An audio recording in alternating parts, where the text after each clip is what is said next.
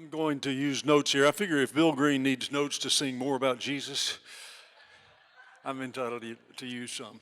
Okay, 10, 15, I'll take my 10 and your 20. That's 30. And but let me just talk for a few minutes. They asked me to prepare, make some prepared remarks before we go to this panel, and to talk about the question, why should the church care about education? So let me jump right in. I never set out to be an educator, but I guess I turned out to be one. When I was a late teenager, freshman at Lee College, I felt God's call on my life. I had absolutely no idea what it meant, but I knew that it was deep and irrevocable. And what it meant to me was that decisions in my life would have to be made seeking God's will and opening or going through the doors God opened. It was this, you're not your own, you're bought with a price. That's where the specificity kind of ran out, actually. I didn't know what it would be. I thought in those days maybe it meant being a preacher or a pastor, and I didn't turn out to be a preacher or a pastor. I became a youth minister right out of Lee. I served 4 years as a youth minister, but you know, the longer I served as a youth pastor, the more puzzled I was by young people. And I actually found out I knew much less about them after 4 years than I did, and found them vaguely irritating to boot. So I thought it was probably not my calling. I thought I might be called to be a Christian counselor. So I started graduate school in psychology and I started in clinical psychology. And you know, honestly, and I'm being a little facetious about young people, although not entirely about teenagers, but pre-collegiate, that is a subphylum of the species, which is still quite puzzling to me. But you know, I really did learn in my first year of graduate school that I was not intended to be a counselor, and I was not a good counselor. And what happened was people would come to see me, and by the time we got through, I was more depressed than they were, honestly. Honestly. And I could tell you a long story about how, you know, sometimes the things you learn that you're not intended to do are the most valuable things. And that was the great lesson of that year of my life, with some help from godly counsel.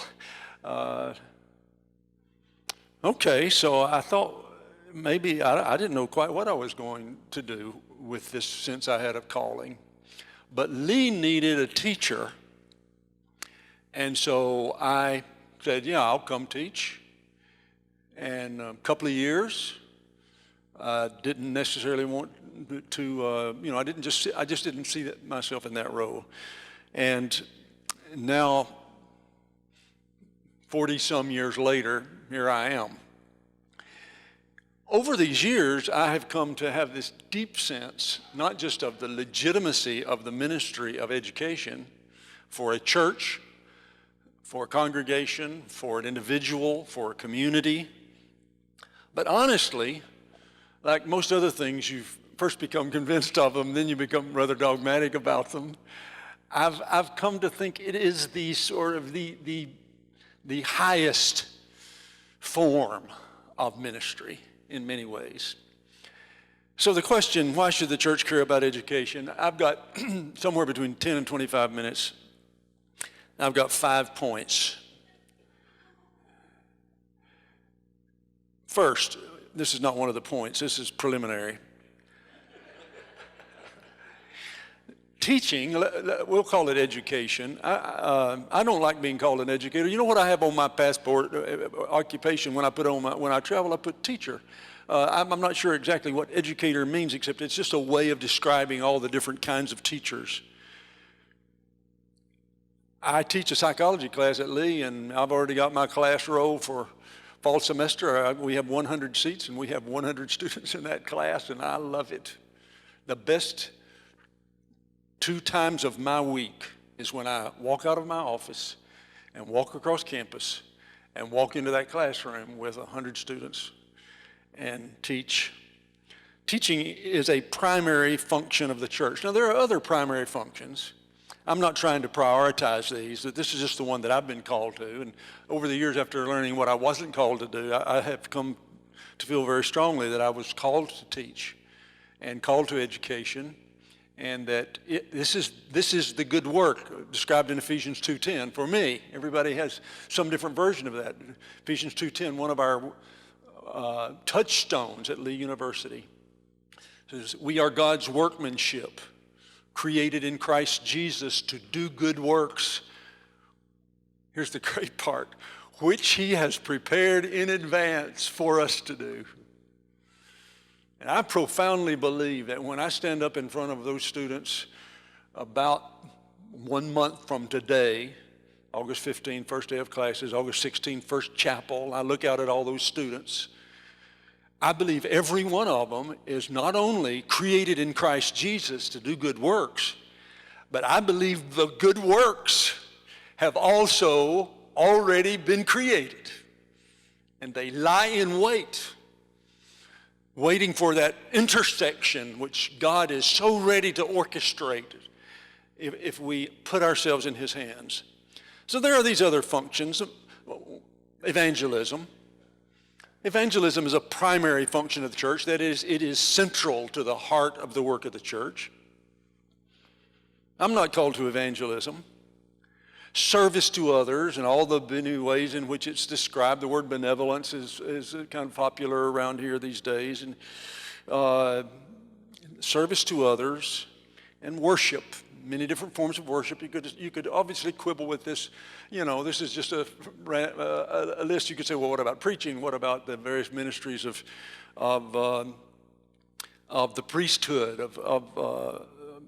But basically, evangelism, service to others, worship, and education. I'm called to education, and so it's the primary function I want to talk about. Okay, first. Why should the church care about education? Where is the clock in here, Pastor? There's not a clock up? Oh, okay. Need a big digital clock right up against that back wall. Not for you, but for people like me, Jason, and the occasional others. One, education is the most powerful way to penetrate our culture. 1 Peter 3:15. Here is the educator, especially the public school educators' evangelism. Always be prepared to give an answer to everyone who asks you to give reason for the hope that you have. But do this with gentleness and respect. You know, I, like many of you, have been in 2 funerals in this church in the last several weeks, which the services themselves and the individuals made a big impact on me. One was Helen Lee and one was Brian Gallagher. 2 very different circumstances, to be sure, 2 very different people, but of course what they shared is that each was a gifted teacher. Neither was called to the pulpit ministry. Each was a gifted teacher, and each made a deep impact. You know, my son Brian was in Helen Fay, if I may call her that, since we grew up at North Cleveland together, Helen Fay Miller Lee's classroom. And you know, he is a young man with a college student of his own now, but he still remembers that year in that classroom. For years he wanted to go back. She did something, Helen Lee did something for my son that I, as his father, was unable to do. She reached a place in him that I couldn't reach. Sometimes we're constrained by our own proximity, by the familiarity. There are things we can't accomplish in the lives of people we love that teachers, gifted, committed teachers can accomplish. And you know, Brian Gallagher, I sat and listened, and we've heard so much about Brian, but he was such a gifted musician that someone who is in a position to really use this word called him a musical genius. But in that service, many of you were in that service, we didn't hear a lot about trumpet. It didn't really matter how well he played the trumpet. Of course he was a great trumpet player. But what we heard over and over all through that period as we were grieving this sudden loss was how he cared about kids, how he invested in kids, how he met them coming in the door. And I left that service that day thinking, you know, what we heard least about was how he would be identified in one way as a trumpet player, a musician. Sure, he was a musician, but he was a teacher. And that trumped musicianship and it trumped great trumpet playing. It is the just primary core calling. What the world needs in our culture is men and women in every career and profession who have deep spiritual commitments. We're desperately in need of it. We last year at homecoming, we decided to just try to round up. We haven't really had a very well-organized pre-law program, and only recently have we begun to really identify a pre-law track at least. So it's not like pre-med or education or some of these other areas, but we decided we were going to try to find out just how many Lee grads are out there practicing law somewhere that we can get good names and addresses and email addresses on them and invite them back for a reception. And you know, we identified just sitting around trying to grab whatever information we could, 127 attorneys who are graduates of Lee, and many of them came together for a little reception. I was interested in hearing how many places they're practicing law, how many things they're doing that are so important. We got a call just last week from a young Lee alum who's an outstanding young attorney who works with the Alliance Defense Fund, who said, you know, with the Supreme Court ruling on same-sex marriage, just want to say I want to offer my services pro bono. If there's anything I can do, just give me a call, Dr. Khan. I'll put you in touch with people who are specialists in this area, this conflict that is arising between personal rights and freedom of religion. We need those people out there, 127 and another 127 and 1,270.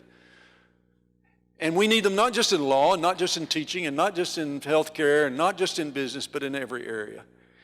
But being faithful to God in a secular culture is not easy, and in many ways it's because public policy is set by the others.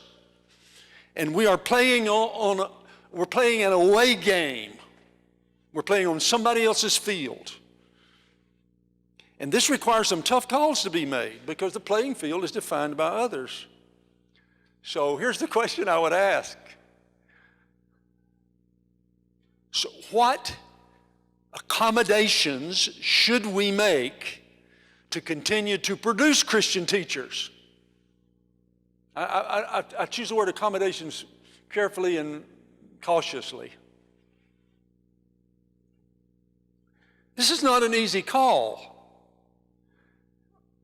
And Christian leaders are going to have to be making this call in a variety of areas more and more as time goes forward. How badly do we want to be able to produce counselors? Where is the place at which accrediting associations will be allowed to define for us our ability to put God-fearing, Bible-believing Christian professionals in the culture? Shall we just withdraw? Shall we just quit the field for fear of making the wrong call? So you can't just go out anymore and increasingly and have a college of education and produce teachers. Tennessee's a better state for that right now than many other states. Or lawyers or nurses or counselors. How does one serve God faithfully in Babylon? Easy to pull back, withdraw, retreat. Easy to capitulate. Education is the place where we figure out a way to live in the tension between public policy that's set by others who do not share our values and our agenda.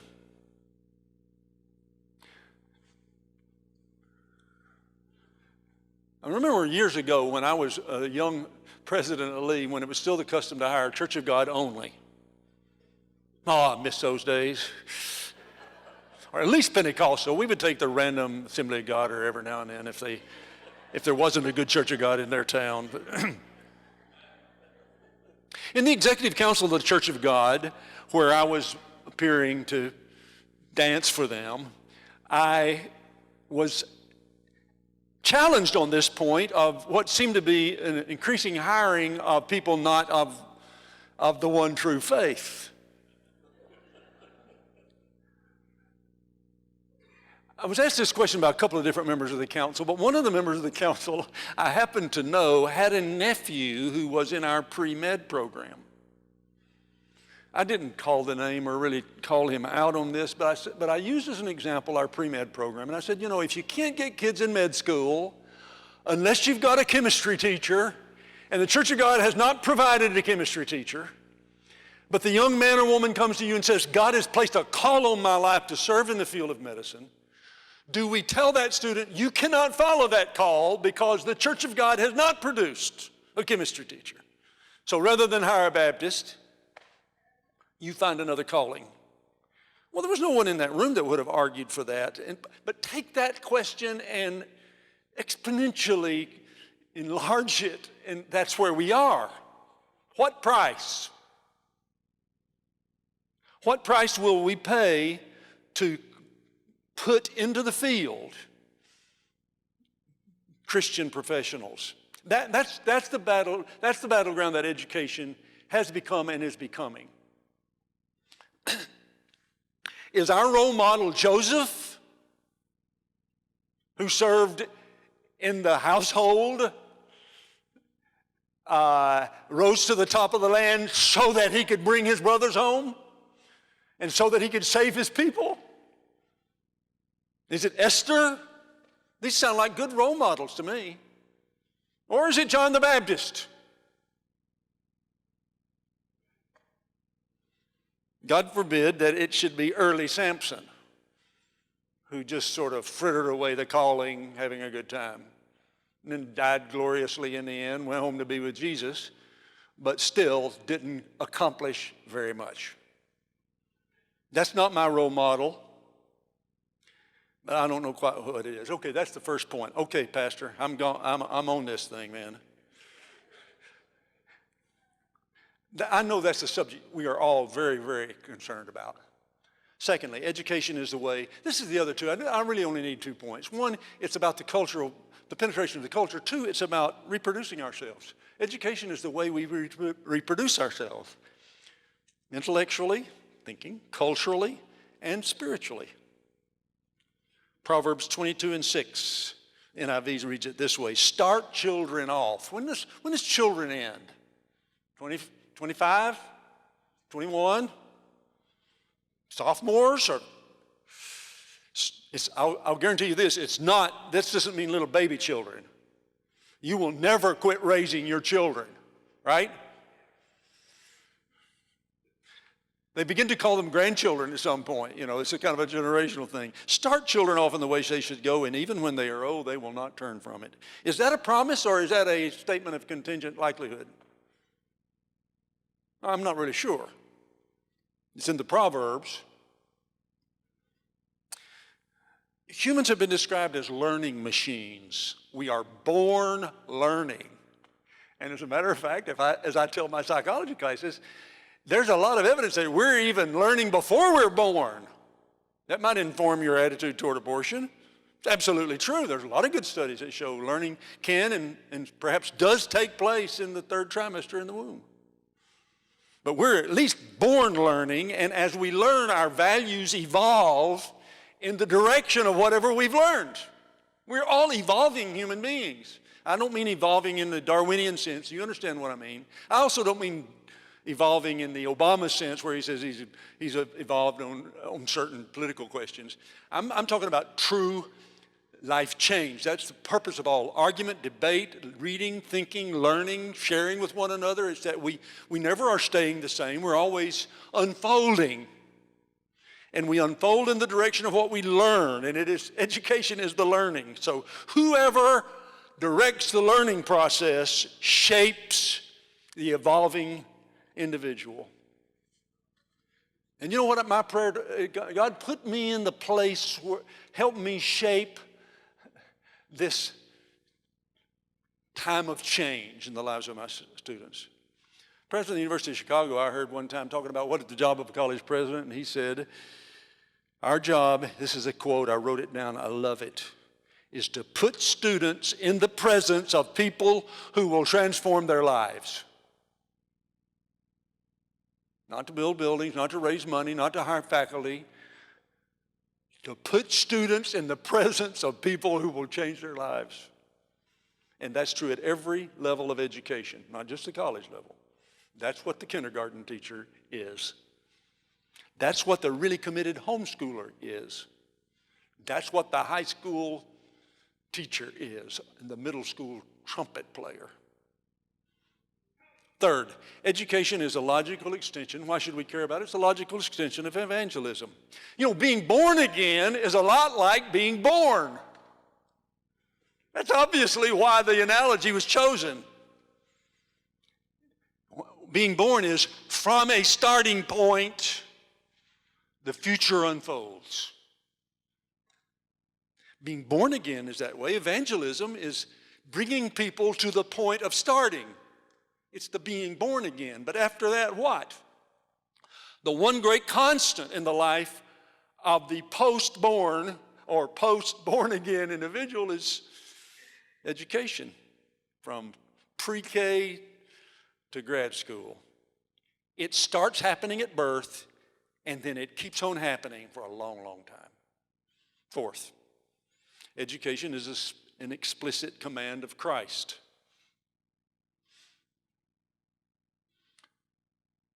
Matthew 28, we know that part of the Great Commission. So why don't we do it more? Because it's hard. It's a lot harder than worship. Worship is easy. Schools are hard. At every level, schools are hard. Schools require collaboration and cooperation. Schools require communities of all types. It must have struck you that there are these wonderful, robust, healthy churches, congregations in Cleveland, but none of them has the mojo to have a credible school, nor should they. Now, I spend much of my time going around to really terrific congregations preaching on Sunday mornings, and you know how many of them have these great K-12s? Almost nobody. It's hard. Huge, huge demand on resources. So it requires collaboration, it requires communities. And there's much to be said there, but I won't try to say it. Fifth, and I'm out of here. Fifth, why we should worry about education, think about it, commit to it. Education is the way we secure the future of our churches and of our values. Here's a phrase I love. There is no success without successors. Now, I don't like that very much, but there it is. No success unless you've got a successor. Who's your successor? Who are your successors? Education is where we secure the successors. We use the phrase culture wars to describe how much is at stake. It's everything. Now, I don't particularly like the phrase culture wars, but I understand that it describes very well what the stakes are. I do know this. Our ability to impact our world depends directly on our willingness to pay the price for it, to make a contribution to it. We can't sit on the sidelines, withdraw to the margins, and expect to have a voice. I remember hearing the story of when the United States put a man on the moon and they planted the American flag on the moon. And a challenging college student, as a matter of fact, I was there when this question was raised in a Caribbean university, said, who gave the United States the right to put their flag on the moon? And the person being asked that, who happened to be an European, said, well, I guess you've got a very good point, so you should just go take it down.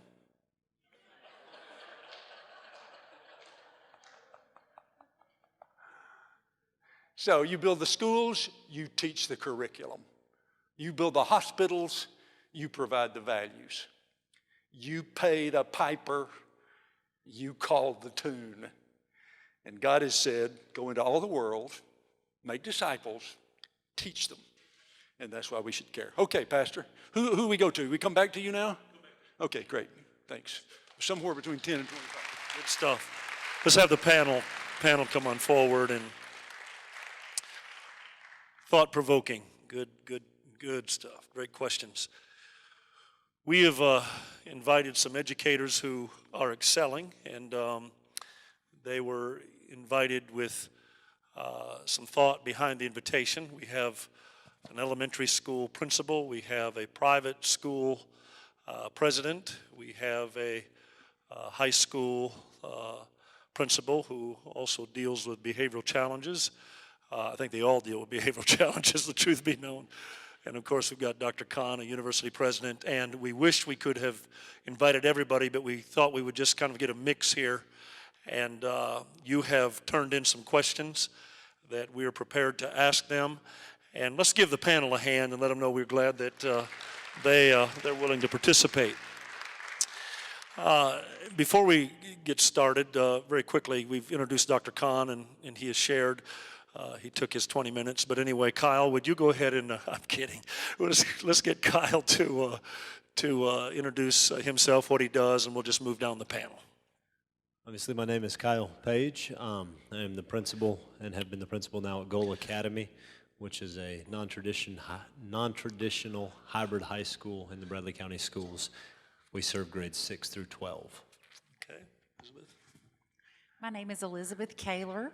I'm the principal at Taylor Elementary School. This is my 20th year as an educator, my 3rd year as an administrator. Amen. Bill Balzano, I'm the school president at Tennessee Christian Preparatory School. Been there for 7 years now, and background with other private schools and of course at Lee. Love being in education. Yes. You know, most of you know them, but we wanted to make sure that everybody had a good introduction. Let's get to the first question. Why should people of faith get involved in education? Let's start with Elizabeth. Why should people of faith get involved in education? Well, I believe, as you all are already aware, that teaching is a spiritual gift. And if I am not exercising my gift, then I'm not fulfilling the purpose for which God created me. So I think it's very important that I am an educator because I feel that I have the gift of teaching. Secondly, I agree with what Dr. Khan said about this being our opportunity to evangelize the world. If we think back to education's origination in this country, we know the Pilgrims started education on what was a horn book. I don't know how many of you know about the history of education, but the main purpose was that students would learn to read so that they could read the scriptures. And so I think then again, we are fulfilling that purpose in educating the next generation about our religious beliefs when we educate them about reading, math, science, social studies, all of those areas. I like the way Dr. Khan talked about it seems as though his calling kind of fleshed out in the form of a journey, and I found that very interesting. Some of us can point to a specific period where perhaps, or a moment where God called us, and some talk about the journey, and I think both are every bit as relevant. I think we have to make room for both ways, but I find it interesting that you refer to this idea of identifying your gifts and knowing or believing that you need to take those gifts and exercise them that way. Now, did you have a moment, or was yours more kind of a journey as well as far as a calling? Well, it was a little bit of both in the sense that I always had specific giftings. And exercise them without recognizing that that's what was happening in my life. My mother recognized them very readily and early on in my life. And so I had a moment where I felt like I needed to be my own independent person. For those of you who don't know, my mother was an educator, a very brilliant one at that. And I felt the need to, for a few years of my life, find my own separate identity, as lots of people go through that stage in their life. It wasn't very long before I felt uncomfortable not performing in my giftings. Excellent. Good, good. Dr. Bolzano, would you want to respond to that? Why should people of faith get involved in education? Sure. I think ultimately it's life-changing, and it's been expressed in different ways, but educators are life changers. If a student isn't changed somehow by an encounter with a teacher, whatever name you put in there, I'm not sure teaching has occurred. Mine was a little different. If you look at the basic elements in teaching, what are the basic elements? Well, it's enjoying people, particularly young people in most of our cases. It's enjoying talking. It's enjoying studying. It's all of those attributes. When you put all those together, it sort of draws you like a stream into 2 or 3 areas. That's where I think the Holy Spirit opens doors for people to step through, and education becomes the end result of those doors opening with one's abilities being maximized there. That's good, good stuff. Let's go to the second question. What are some good things about our public education school system? Kyle, let's start with you. What are some good things about our public school system? Well, and I think it kind of piggybacks off number one in some ways when we talk about the calling and why people get into education. And probably one of the number one positives about the Bradley County Public School System is the man to my right, Dr. Khan, and what sits in our backyard as a breeding grounds that we can hire out of. The ability to hire folks that do have a moral compass and a base. And you know as well as I do, I lived in Denver, Colorado, and went to schools in Denver, Colorado through my sophomore year, and then went to North Carolina and went to schools in North Carolina. And there's something unique to the schools in Bradley County. When I step into many classrooms in the Bradley County school system, it's a given that I'm also stepping in with another believer. And I don't think it's necessarily because people are intentionally hiring that way, because that's not an option for us to have. But it's the nature of the values that we look at in the hiring process that just kind of streamline with believers.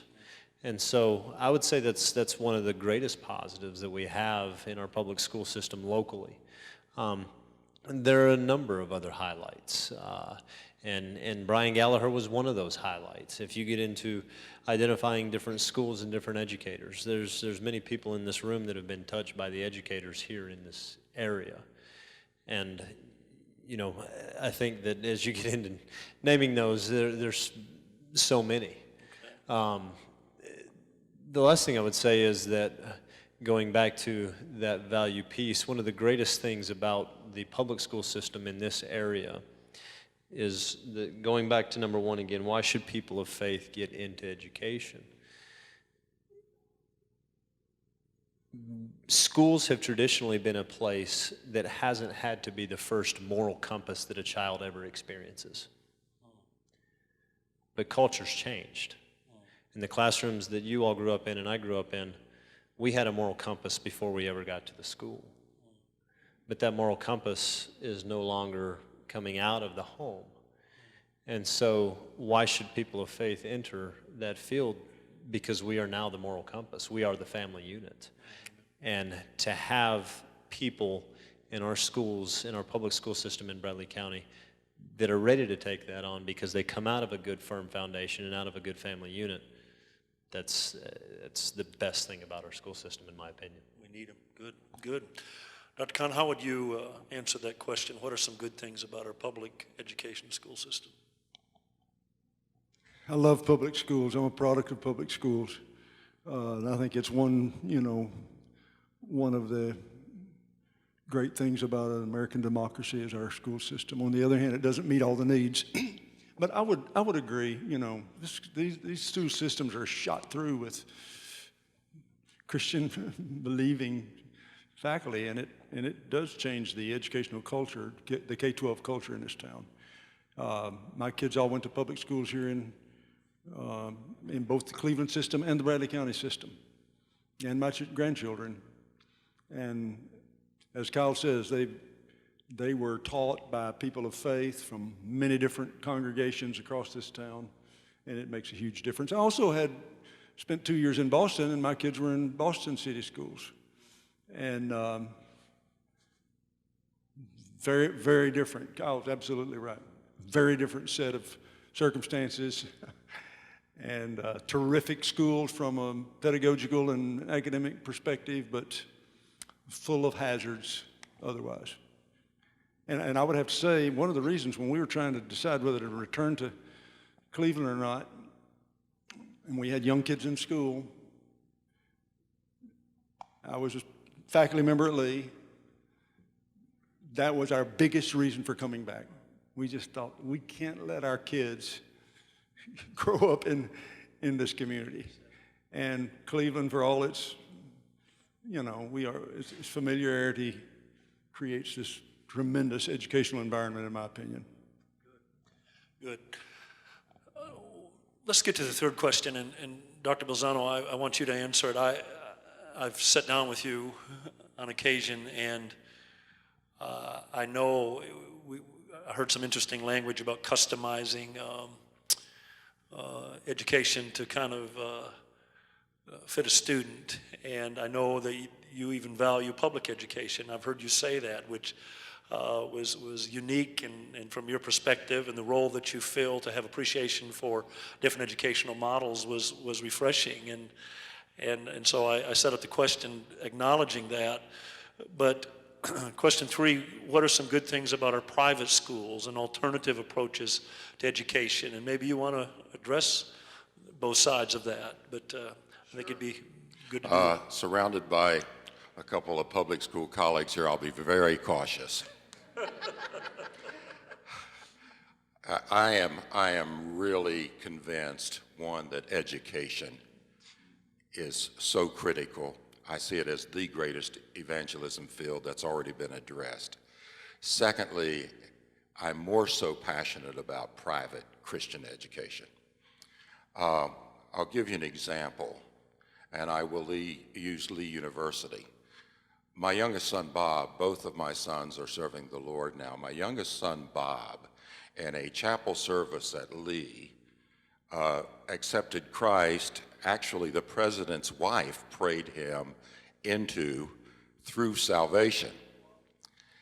That wouldn't have happened at UTC or UK, Kentucky, Ohio State, Alabama, wherever one is from. I see the same issue with K-12 programs. Education and public education is the backbone of America.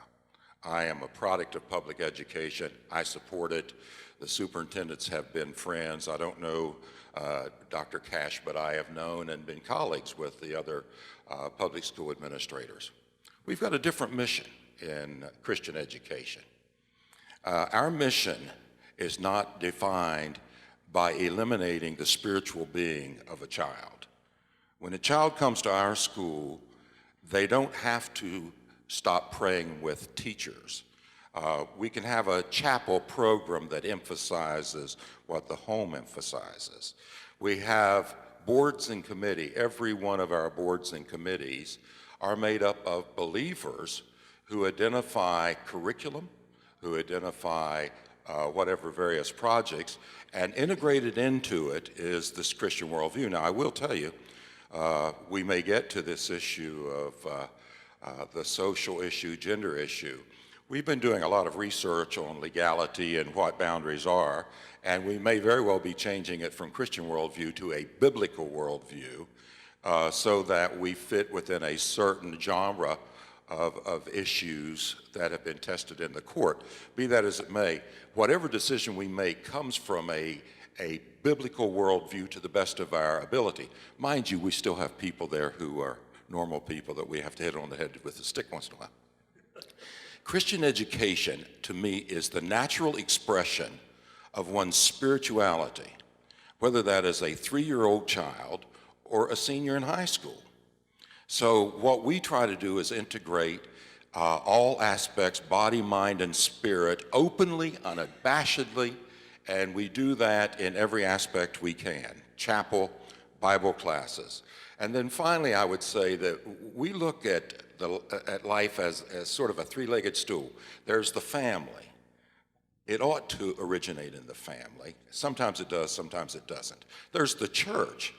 And we think that the school ought to be the third leg of that stool, so that what happens in the home, in the church, and at the school all reinforce one another. And I will tell you, this is a very complex time we're in. It's frightening. And more I'm convinced that it's not warehousing or greenhousing kids to have them in a Christian school. It may be sanity. I apologize for you guys. It may be sanity to do that. Okay.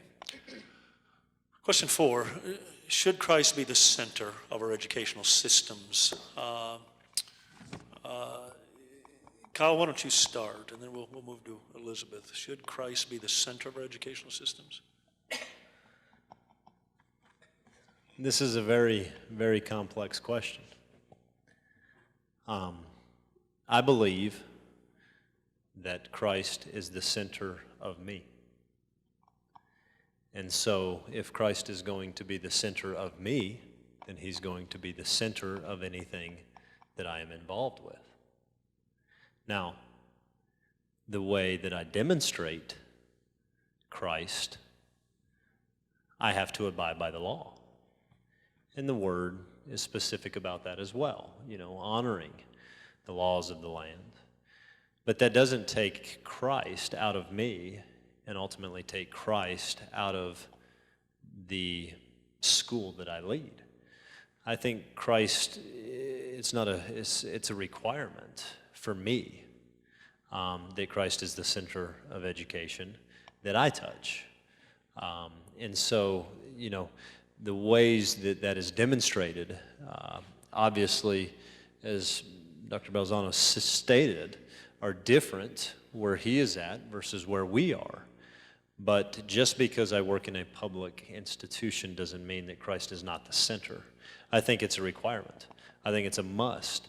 And I believe that that's the very conversation that Dr. Kahn was alluding to as we're talking about changing culture, because education is the way that we get culture changed. We start down here in the education world with Christ as the center. And the wonderful thing about public education that is still the case, that I haven't heard any changes, is that if I'm asked, why am I different, or what is it different about you, then I get to speak to that. And I have an open door. And the amount of times that I've been asked that over the 6 years that I've been at Goal Academy have been way too many to count on the fingers and toes that I have. And so as that witness plays out, you still have the opportunity to show Christ. And as somebody else opens that door, then it's full realm and full opening to speak.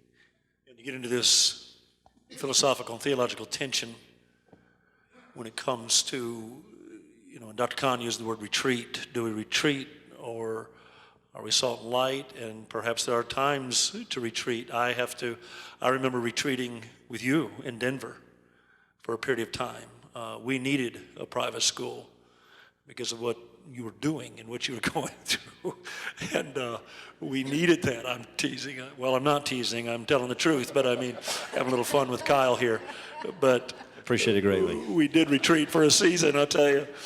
But again, we live in that tension, and we live in that in a lot of different fields. And I think that's why I value, and I say this not to be politically correct with this panel, I value all of it. And I think it's healthy to think that through and talk about that, and because I think families do face that, and I have found that I couldn't put my children in a cookie cutter, and the way that I managed and raised them, and I thank God for the private school. It really was a great blessing to us, and at the same time, I know you're out there on the front lines. All of you are in one way or another, but two of you are in the public systems, and you're being that salt and light. Question number 5, if our state or nation required schools to teach, this was a tough question that came in, about transgender or same-sex marriage issues, how should Christian educators respond? Let's give Dr. Kahn a start at that, and then we'll move. Thank you, Dr. I didn't know Conner. one more qualified to answer that one, but maybe we could start there and just kind of work around the panel, because I think, we really struggled with that question when it came in, but yet we do face the reality of some of this. And I addressed some of this Sunday, and we've got to learn how to live in a real world, and we can't stick our head in the sand. And so I do think the more we thought about it, that we thought, we really do need to throw that out there, and we're processing that together. Dr. Kahn, you want to? Wise as serpents, harmless as doves. Soft heart, hard head. I think God wants us to be in the world, but not of the world. But he did not, as he specifically said, choose to take us out of the world. And in fact, we didn't choose the world to which we came. God didn't call me to live in the 1870s. He called me to live in 2015. I also don't think any of these forces are inexorable and inevitable. I mean, we can change history. So I'm troubled, and I work in a private institution, and so the issues for me are to try to anticipate and deal with the intrusion of the public sector into the private sector. People who work in the public institution are closer to the edge than I am on an everyday basis. And so I think, I'm not trying to dodge the question, but boy, this is the hot button for us. It's this intersection of these competing value systems. And so I think we got to be out there in the middle of it, operating shrewdly, and I think we've got to trust one another. And I would ask all of you, as Lee moves forward in this brave new world, please trust us. And so with public school teachers, that when families come forward with their children and they insist on, as the law requires in a pluralistic democracy, a certain kind of respect, even if you don't personally feel it, then we've got to trust them while they navigate this. So I think that's where we have to start with one another, and I don't know where it's going, but I know I'm glad to be in it. I'm looking forward. I can't wait to see what happens in the next 10 years. It's going to be quite a ride. And It's going to change. but nothing is forever. Nothing, it cannot be changed. So don't anybody panic yet. Trust all of us at our various places where we touch these very difficult issues. And Okay. I don't have an answer, in other words. I would add a little to that, just a little Public School Law 101. There are two areas in which national or federal laws directly affect our local public schools. That is in the area of IDEA, that's special education, and that is in the area of the federal lunch program, which is free and reduced lunch for students who are in poverty. Those are the two areas in which they can mandate us regarding education. They do not mandate our standards. They do not mandate the content of our curriculum. They do not select our textbooks. Those are local decisions. And so in a community like ours, I feel very confident that we will not see that be a part of our curriculum. I feel we have much to be relieved about, that we have such high standards and such great Christian influence among our school system that will not be an issue that we will actually encounter. State curriculum choices are still made. Again, this is public education, meaning it represents public opinion. So in the event that we would see a move at the state level, I would certainly hope we would hear loudly from Christians, because we want education to represent the public, and Christians are a part of the public. Okay. Yeah, let's move off that one. Number 6, Dr. Lozano, we'll have you run at this first, and we might have several of you run at it, maybe all of you. If Christ is the center of your educational model, whether that's personal, as Kyle stated, as he brings that to what he does, or otherwise, if Christ is the center, how does that play out in a practical way for you and your school, your life, your office, your home? Well, in the typical Christian school, and I think I would speak for most Christian schools as well as ours, every one of them has as a core value Christ-centeredness. Now, whether or not that is actualized or not is another question. If you think of a wheel with a hub in the middle, the hub of that wheel is Jesus Christ. And all of the spokes that go out from the center of that through human instruments is directed toward expressing Christ, whether it's in hiring. We have a test of faith to the extent one can do that humanly. We try to receive a testimony from the person of their relationship with Jesus Christ. It invades our curriculum choice. We select the best curriculum out there that we can find, whether it's math, whether it's literature. We go after the best curriculum available because we think the key is not the curriculum, it's the teacher who's teaching from that curriculum and influencing the class. Our admissions becomes more complex. When you're admitting 3-year-olds to preschool, or 5th graders or 12th graders, a test of faith, we're there to minister to those kids. We don't think they need to be beating a tambourine coming down the aisle of the school. We want to reach them for Christ. Back to the whole evangelism. All of our activities, outreach is a buzzword at schools now, community service. And there are great things being done out there by private and public schools. They're wonderful. Ours, though, comes from a mission statement that is laden with an understanding that what we do issues from a Christian worldview and a foundation in Christ Jesus. So it speaks to everything we do, from hiring to whatever decisions we make financially. We think a school's finances ought to reflect a spiritual underpinning, and I hope that clarifies it. Yes, yes, good. Kyle, how would you respond to that? How does your faith play out in a practical way in what you do? Well, I would say this, that we were created for 2 core reasons: to worship God and to influence others. It's the basis of our being on this earth. And so every decision that is made in a practical day in, day out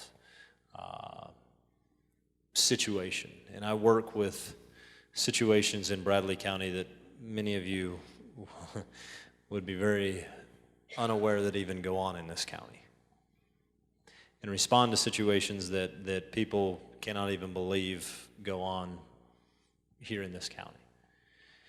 And the way it plays out is, first and foremost, the ability to speak into the situation.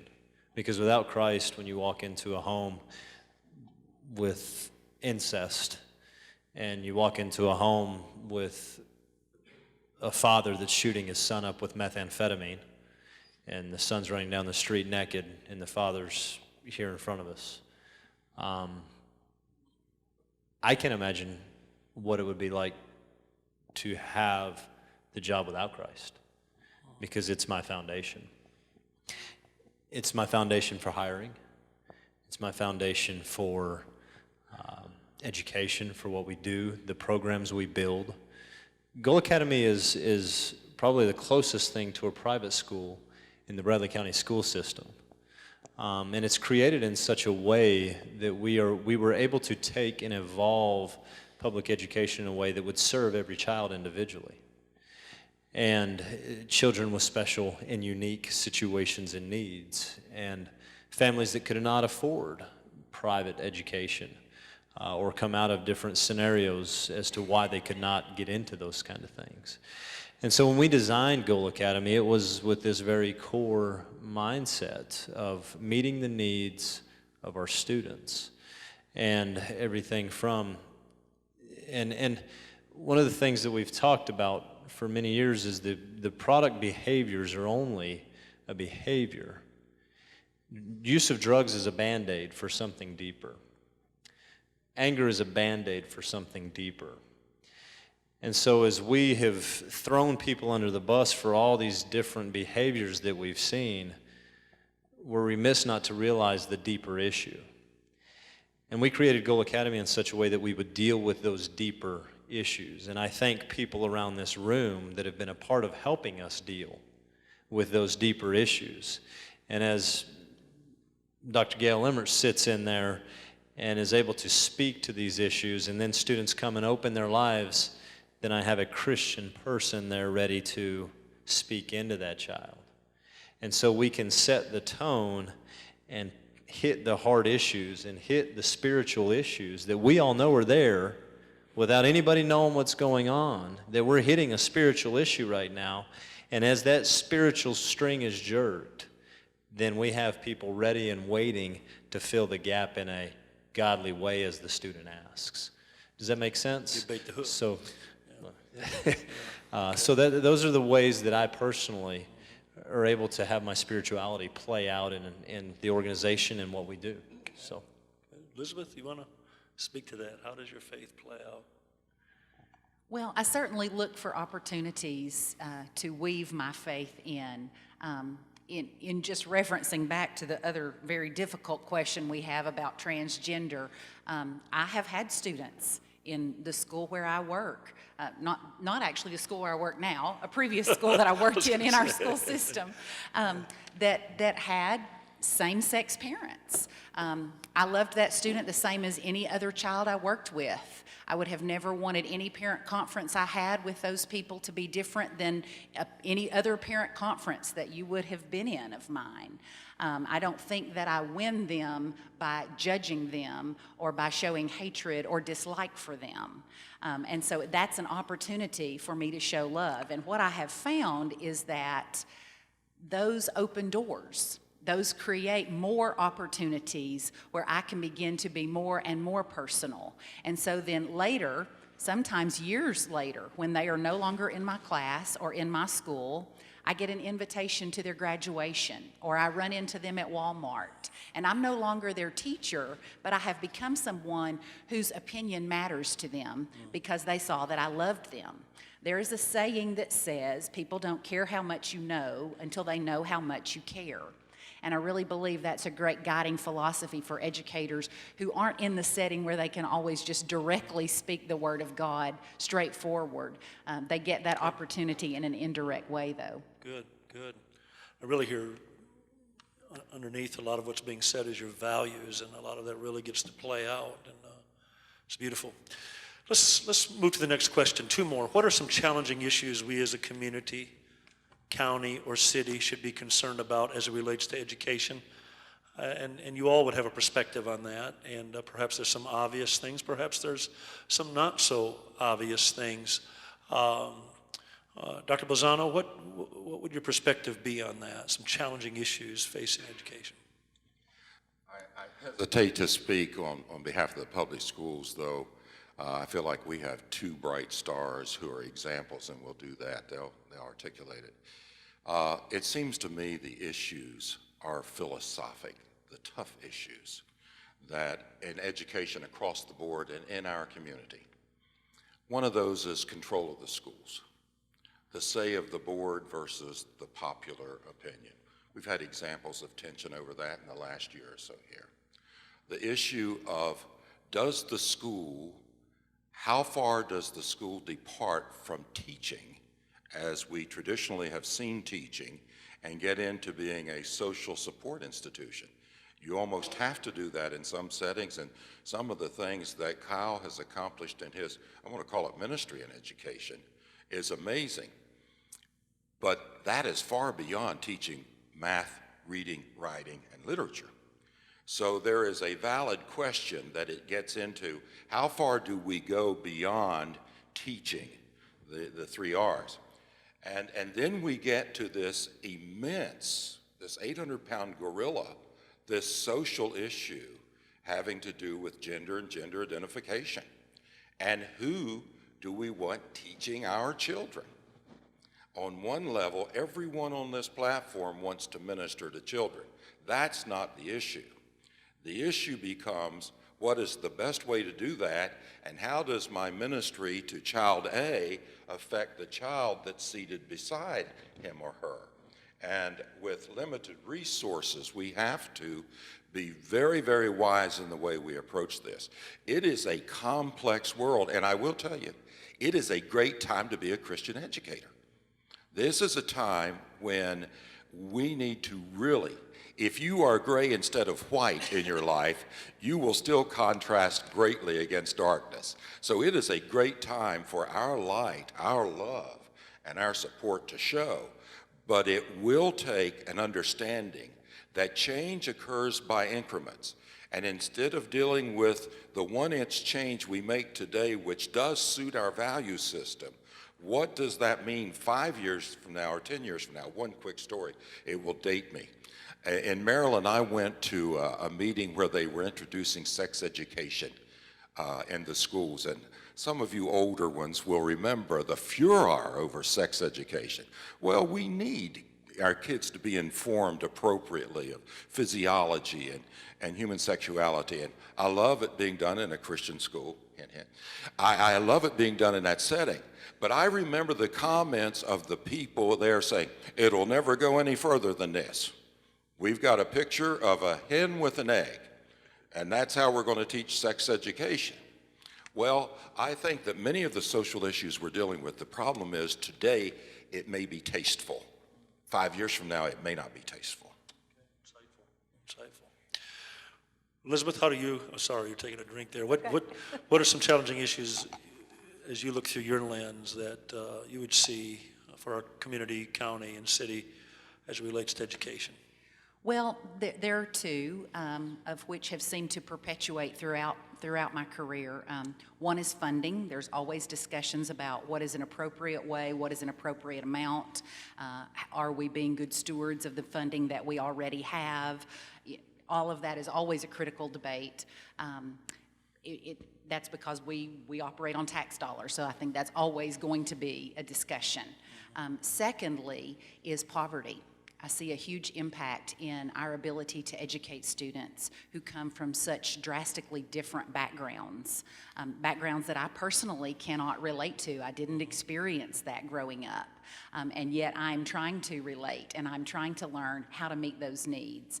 I am also trying not to develop a child who is dependent on someone else supplying those needs. I want to teach him to fish, not hand him a fish. And so those are important issues for us to tackle in really changing our society. Excellent. Kyle, you got some thoughts on that? I think that Elizabeth hit one of them head on, and that was entitlement in our culture and in our educational system. I'm sure Dr. Kahn sees this as well at the university level because I've watched this wave. And it's on every socioeconomic level. It's not just poverty. The entitlement piece is what I've come to find. The second, and I feel like probably most impactful thing, is the breakdown of the family. The breakdown of the family is the reason why we have to get involved in these social issues. The breakdown of the family is the reason why we're having to deal with these and create, as Dr. Gail Limert and others are aware, create those pockets to deal with the whole child.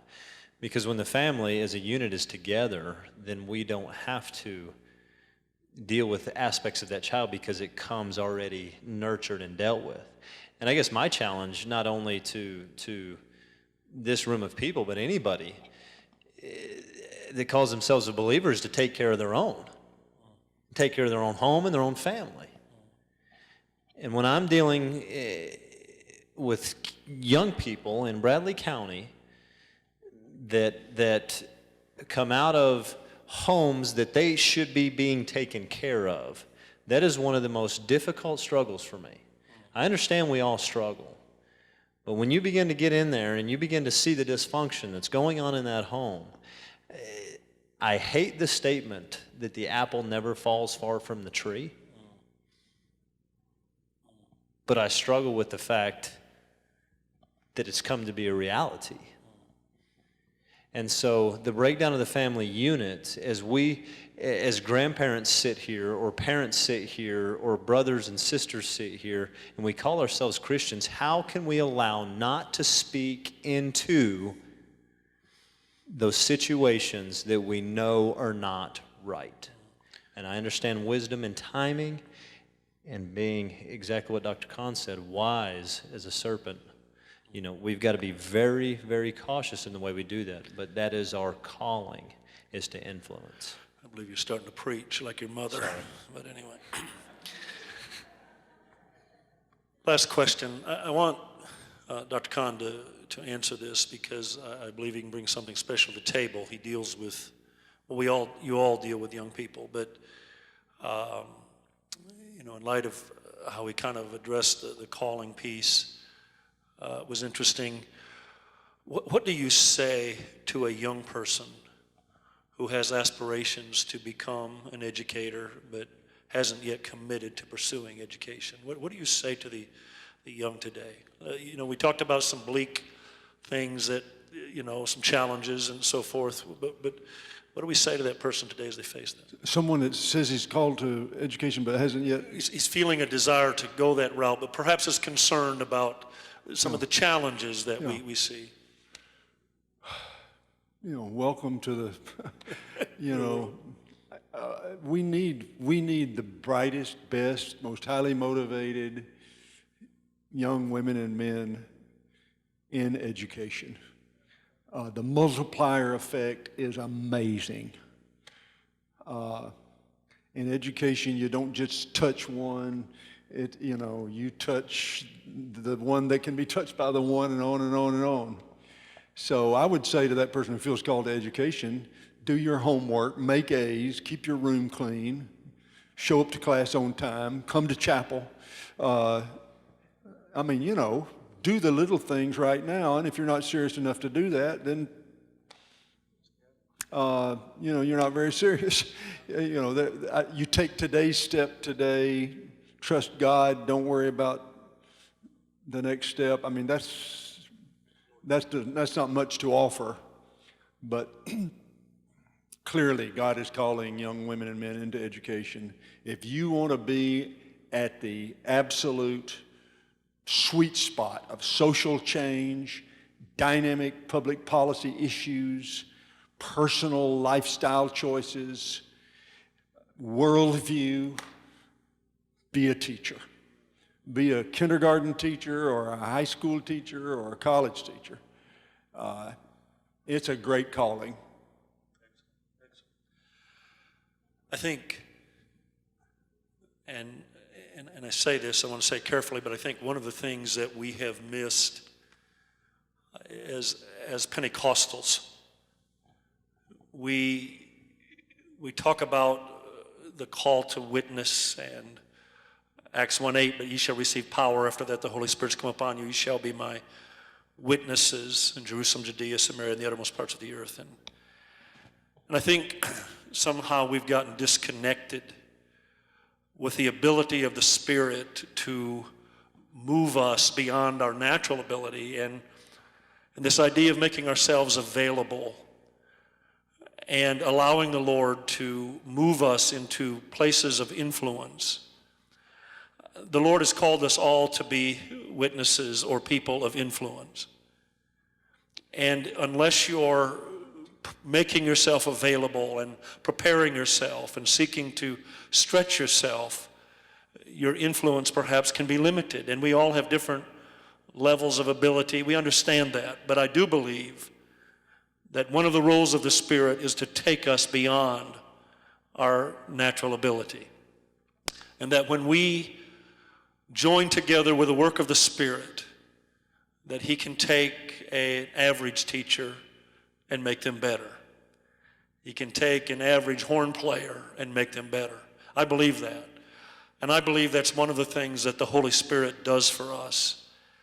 And I think we have failed to encourage people. We've taken the work of the Spirit and through the years and boiled it down to something that just happens in altars, and we've been so experience-based that we haven't seen the work of the Spirit in this journey that Dr. Khan talked about. And this idea of scaling mountains is fascinating to me. We can't all get to the very top, however we may perceive the top, but we can get to the top of what God intends us to be. And I think that we need to embrace the work of the Spirit in all that we do, whether we're a principal of a behavioral challenge school, or we're in a private school, or we're teaching, or we're an educational leader that's leading a university. I think in the area of education that we challenge our educators, and we got a lot of them who are associated with this church. Some of you are here tonight, and you're retired. Some of you are presently educators. I look around tonight, and I see a music teacher in an elementary school. I see teachers all over the place, and so we are scaling those mountains. But let's go be, not just become. Let's be influencers, and let's use the tools that God has given us. And we don't need to be calling people off that mountain to the religious mountain. Here at Westmore, we need to be seeking to embrace them and push them forward and do whatever we can do to say, go get them, do a great job, be filled with the Spirit, and let's be the influencers God's called us to be.